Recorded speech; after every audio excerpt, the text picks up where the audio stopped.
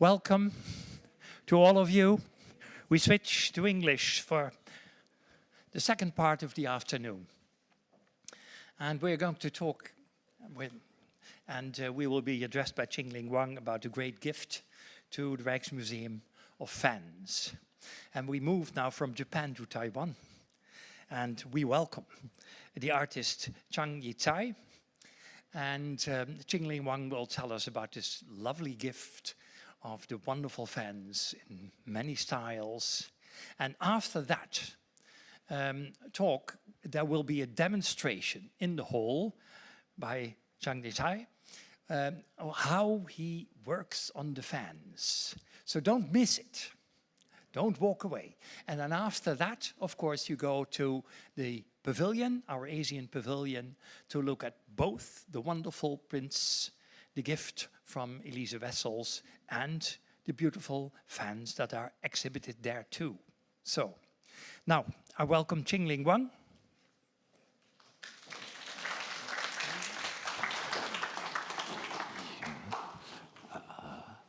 Good afternoon.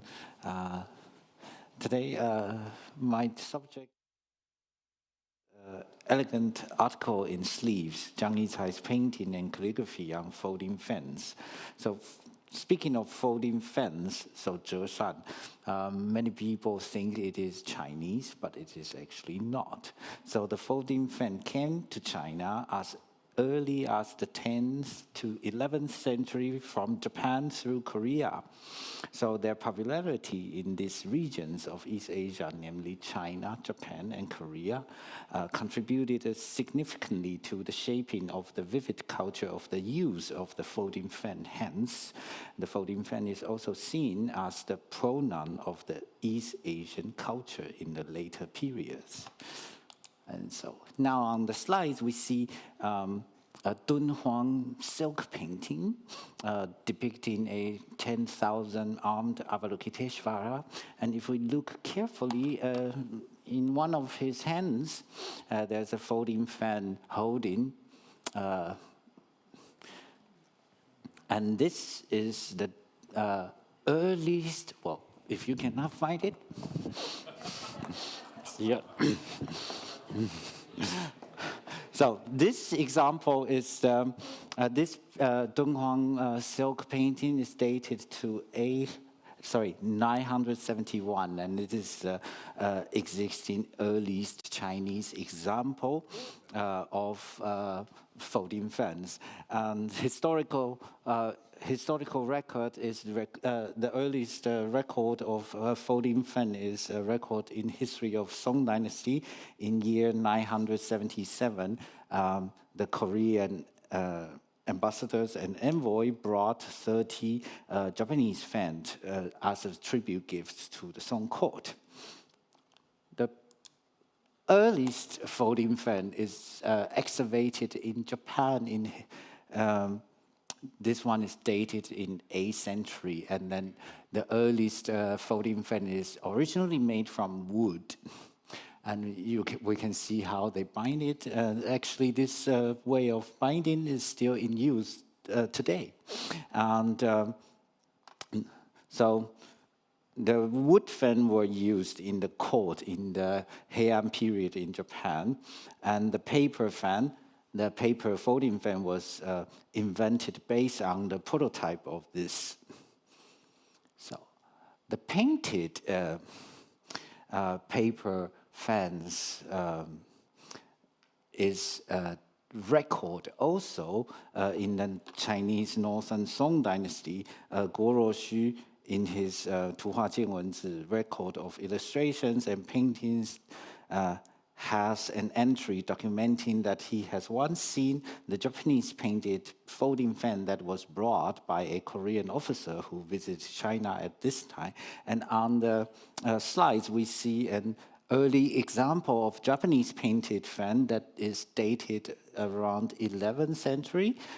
This is illustration and text of Buddhist Lotus Sutra, and now regarded as national treasure and collected in Tokyo National Museum. So that we know by the Song Dynasty, the painted folding fan is already circulating in China widely. Now we see a lacquer comestic box excavated in Jiangsu province dated in 1237, showing a lady holding a painted folding fan, the lid of the box. This is the lid of the box, and here is the folding fan held by the ladies. So it is understandable that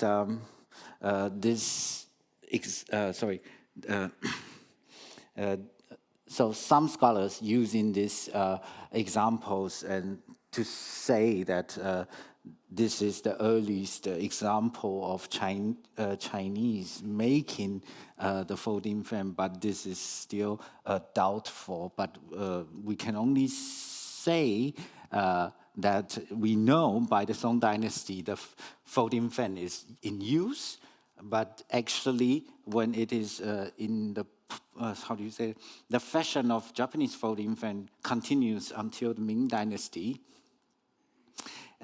In this period, they are imported to China in large quantity. Here we see examples of archaeological excavation from the tomb of the royal members, such as kings and princes and social elite from Ming Dynasty. Starting from the 15th century, the unique format caught the attention of the Chinese painters and calligraphers who used it as a vehicle for artistic expressions. Here on your left, you see the dated earliest painted folding fan from China, and this fan is painted by Chinese Emperor Zhu Zhanji Mingxuanzong, dated in 1427. And it's the earliest Chinese example that we know to paint on a folding fan. But if we look closely into the fan structure, we know it is a Japanese fan. Actually, so on the right is a Japanese Muromachi period painted folding fan, now also collected in Tokyo National Museum. But it is exactly the same structure.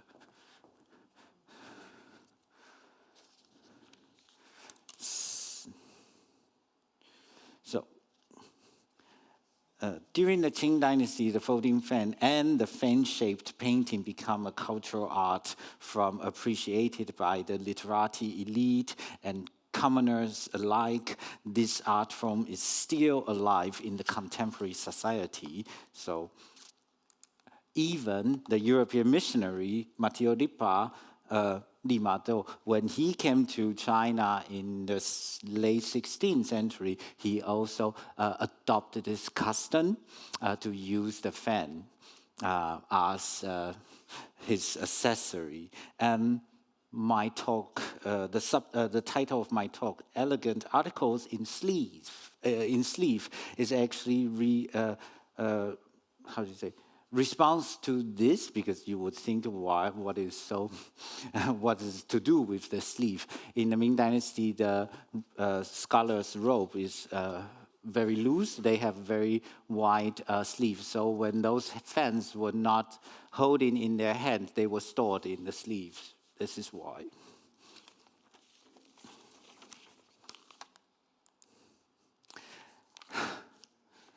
And very soon, in the late 16th century, through the missionaries, the folding fan also was introduced to Europe. And now we see a portrait of a Dutch lady dated in 1620, and in her left hand is holding a paper folding hand. If we look from the details, I would guess this is a Japanese fan. So, in 2019, the Rijksmuseum received a generous donation, which includes in total 95 folding fans and 5 round fans, painted by Taiwanese artist Yi-Tsai, who is also here today.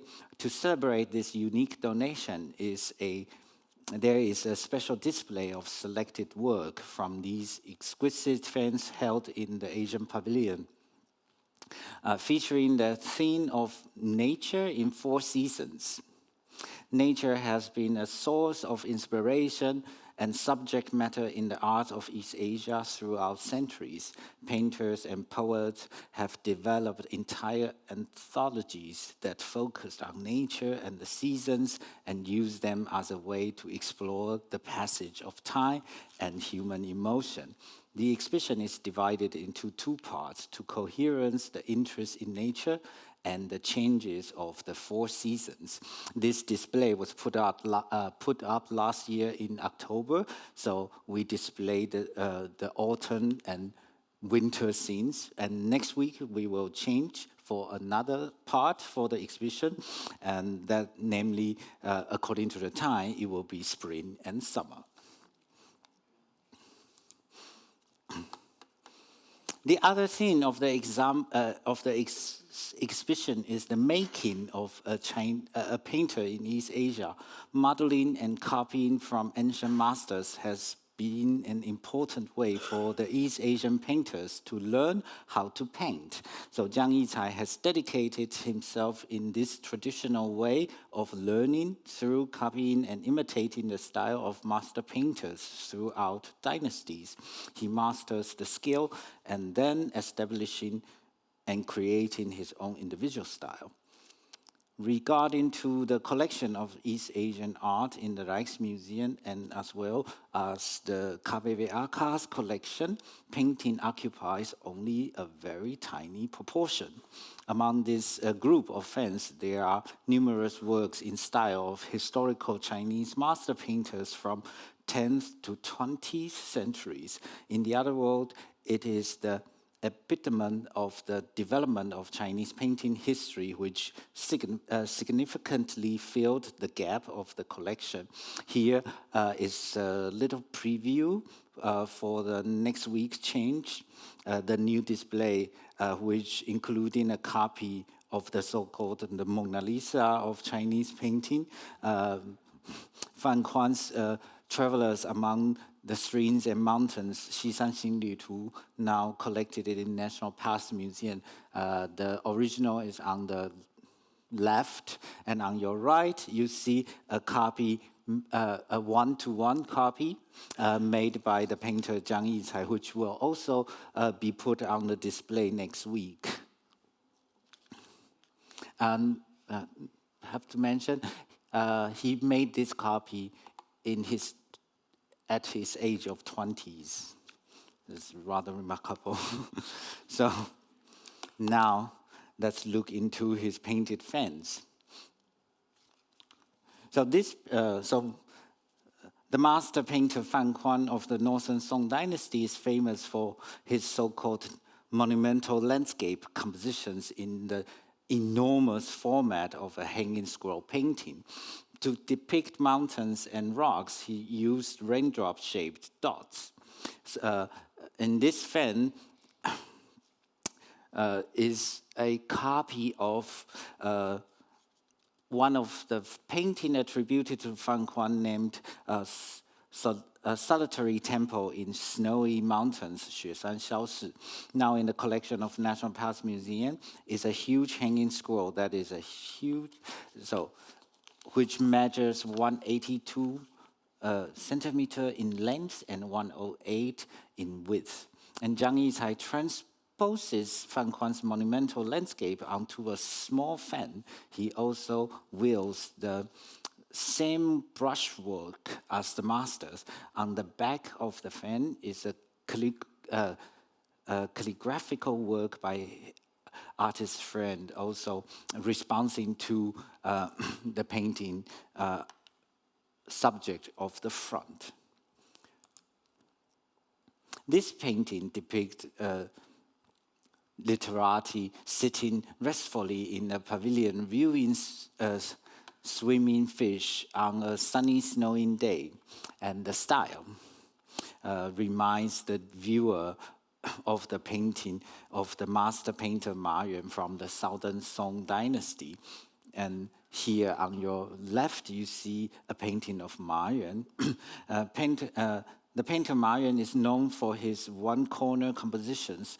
With scenes pushed to the corner or side, he drew his trees in zigzags and hacked out facts of his rocks with slanting X-cut brush strokes. In this winter landscape, Yi-Tsai designed a whole new snow landscape, but in so doing did imitate Ma Yuan's style as well. So Ma Yuan doesn't have this painting, and Yi-Tsai used Ma Yuan's style to paint a whole new painting of this.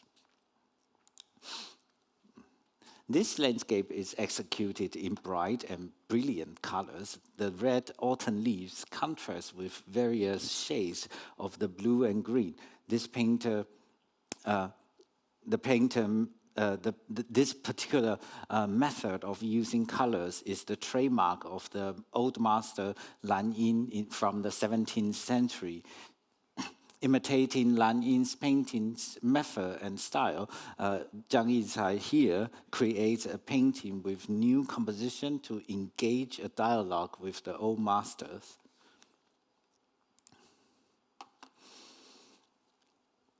Now we see another one. This painting is a copy of Traveling to Mount Huayang, painted by Shi Tao. From 17th century, now in the Shanghai Museum's collection. The original work of Shi Tao is in a hanging scroll format, and Yi-Tsai demonstrates his masterful comment of composition by transposing the image to a small fan. The mountains that are originally at the upper part of the hanging scroll now recompose to the left of the fan, which makes it look like a completely new painting. In this painting, a hermit is sitting under a tree in a natural surrounding with flowers blossoming. He is leaning on a bundle of scrolls and enjoying himself. The depiction of the figures, trees, flowers, and rocks are executed in a Mannerist style, which reminds the viewer the style of Chen Hongshou from 17th century. On your left-hand side is Chen Hongshou's original painting. The artist uses this old master style to create, again, a new work, but then when one familiar with Chinese painting history, one would immediately associate this painting to Chen Hongshou's style.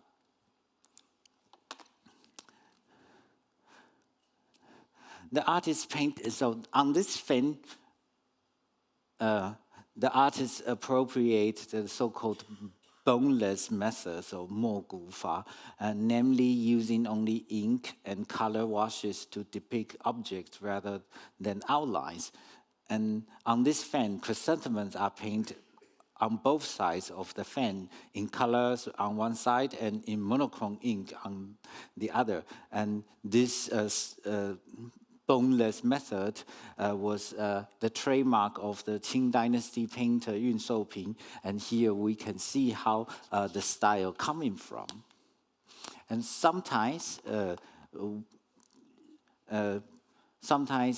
Yi-Tsai also not make the copy very obvious. So here in this fan, he made it based on the Song painter's brushstroke. And the occasion when he made this painting was on a typhoon day. His balcony was flooded by the heavy rain, and which reminds him this Song Dynasty painting of the high tide from the Qiantang River. And so in this occasion, to mark himself in this tragic situation while his balcony was flooded, he made this painting as humor. So learning from the ancient masters is one way of learn how to paint, but painters also learned how to paint from nature. So traveling is also very important in Jiang Yi-Tsai's art creation. Here, here we see a fan depicted depicting the landscape from Chinese mountain, Mount Huangshan in Anhui province, which this location is also the famous tourist spot, and historically many painters also climbed to the Mount Huang or Huangshan and left numerous landscape paintings of Huangshan's landscape. Here, Jiang Yi-Tsai used his brushwork and depict the magnificent clouds at the Huangshan. In the next painting, he used his brushwork and depicting the sunset landscape of Huangshan. And here is a travel landscape that he made when he traveled to Vietnam. And when we think that only the Chinese landscape can be depicted in Chinese painting, sometimes we are wrong. So here, this fan is rather interesting because it looks like a Chinese landscape, but actually it is depicting the landscape in Santorini Island in Greece. One can note the the typical white wall and round blue rooftop from the island Santorini at the corner. So, not only the nature or landscape, the daily life object is also in his models. For example, a rock that is in Yi-Tsai's collection that he placed on his desk is also becoming his subject for his painting. And besides this, as well as common vegetables in his kitchen. In the Chinese tradition, literature and the visual arts are inseparable. In the autumn of 1082, while exiled from the imperial court, the poet Su Shi made 2 trips with his friend to the Red Cliffs, Chibi, west of the town of Huangzhou in Hubei province, an historical site where the epic battle at Red Cliff happened in year 208. To commemorate these trips, Su Shi wrote 2 rhapsodies of odes to the Red Cliffs, Chibi Fu. In his rhapsodies, Su Shi yearned nostalgically for the darling bravery of heroes who fought centuries earlier, while also facing the realities of life's brevity and the hypocritical nature of people. Consequently, he was able to develop a clear and philosophical form of critical self-examination on the aspects of change and permanence. Both texts of Su Shi's Chibi Fu, the Odes to the Red Cliffs, has been considered among the most famous literary works through the history of Chinese literature and have become a popular subject matter for the artists and artisans through dynasties. So Jiang Yi-Tsai also take up this classical subject, and this painting converts the rhapsodies into an image. It is a visual representation of an excerpt from the text of the Odes to the Red Cliffs. In short, like a piece of the reed, our slope drifted on a boundless expanse of water so vast that we felt as if we were riding wind in the firmament, wondering where to moor, and so ethereal that we felt as if we were ascending into heaven and becoming immortal. A next example, which we will show also this, this one is currently on show, and this one will be shown next week. The text narrating the peach blossom spring, 桃花源记, is a famous fictional story of a paradise found and then lost, written by Tao Yuanming during a time of political instability. It relates the story of how a fisherman one day followed a stream to a grove of blossoming peach trees. The grove ended at a spring. Leaving his boat, he went through a small opening in a hill. Upon exiting the other side, he stumbled upon a reclusive utopian community. The villagers there greeted him and treated him as their guest. They explained that they have lived there for ages, cut off from the world, but in peace and harmony. After a few days, the fisherman took his leave, but was warned not to reveal their existence. The fisherman, however, reported his finding and tried to relocate the peach blossom spring again, which he never did. Thus, betraying the innocence of the villagers, the fisherman lost the utopian paradise that he had found. Historically, many painters had made depictions of the peach blossom spring, the Chinese utopia or Arcadia, so to say. This painting's subject matter projects the longing of the ideal life of reclusion. Yi-Tsai illustrates the imagined landscape based on Tao Qian's or Tao Yuanming's text. It illustrates and indicates the artist's admiration and longing for this hidden paradise. On the painting, the artist writes, "In the reality, the peach blossom spring does not exist, but I found it in the world of painting and calligraphy." And last but not the least, the year 2023 is a special year for KVVAK. To celebrate the 105th anniversary, Yi-Tsai also created this calligraphy work as a gift to wish the KVVAK 100 year and 5 years birthday. So, Peter.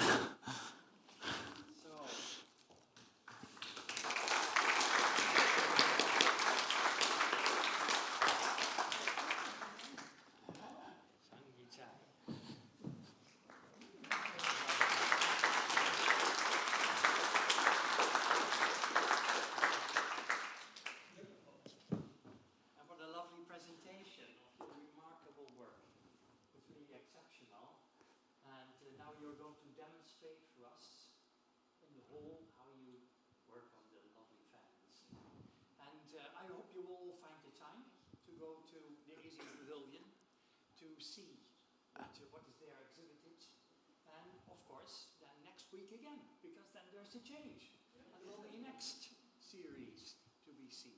Lovely. Yeah. So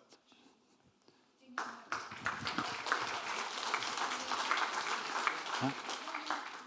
Yeah, I'm so. Yeah, no, it is look like that. Is there any questions? Sorry, I cannot see. So, if not, then I would gently. Oh, sorry. Yes. So, as I understand, the artist makes a painting on a special prepared paper, and then I don't know who mounts it in a fan form. Okay. First, the painting is made, and then it should be mounted in a folding form. In East Asia, you can actually find already made fan, and usually it is separated. So the fan structure is made by artisans specifically, and the fan according in different sizes. And usually they were already made specifically for fans. Yeah. Because it's very difficult to paint in these folds. In between the folds. Yes. So when he painted the fans, depends on the situation of the fan. So sometimes when the paper is already mounted, then he would paint directly on the uneven surface. And in most of the case, he painted separately and then mounted it himself. Yes, this is what I want to, yes. Okay. Now let us see your demonstration. Or do you want to say something more? No, if not, then I would gently invite you all to see his work. Thank you very much. Thank you.